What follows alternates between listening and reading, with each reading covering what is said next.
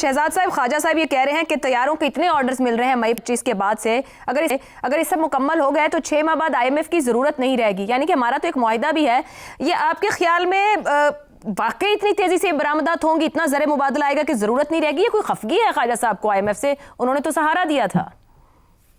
नहीं, ये तो जिस तरह कहा गया कि सियासतदान जो हैं वो हर चीज़ को इस्तेमाल कर सकते हैं अपने सियासी फायदे के लिए, तो मेरा ख्याल है ये उस तरह की स्टेटमेंट है।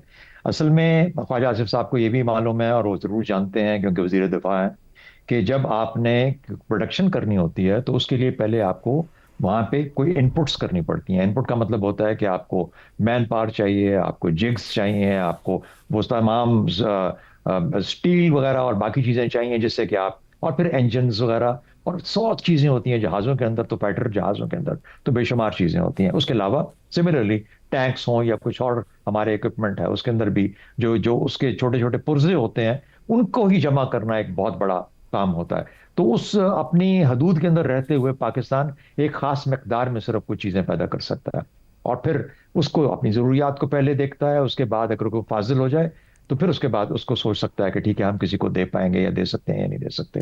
ये तो हो गया एक बुनियादी प्रिंसिपल जिसके तहत दुनिया भर के जो जो डिफेंस इंडस्ट्रीज हैं वो काम करती हैं। तो सिर्फ इस बुनियाद पे ये काम नहीं किया जा सकता कि अच्छा जो ख्वाजा साहब कह रहे हैं कि हमारे ऊपर जो 14-15 अरब का इस वक्त कर्जा चढ़ा हुआ है, इमरान 6 अरब तो शायद सऊदी अरब का है, कोई 3-4 या 5-6 अरब बल्कि चीन का है, और सिमिलरली 2-3 अरब इनका है, UAE वालों का, IMF का उसके अलावा है। तो इतना जहां पे कर्जा चढ़ाओ उसको इस तरीके से एक पीसमील चीजों से, टैक्टिक्स से, स्ट्रेटजी से आप हल नहीं कर सकते। दूसरी बात ये इसमें टाइम लगता है इन चीजों को प्रोड्यूस करने के अंदर।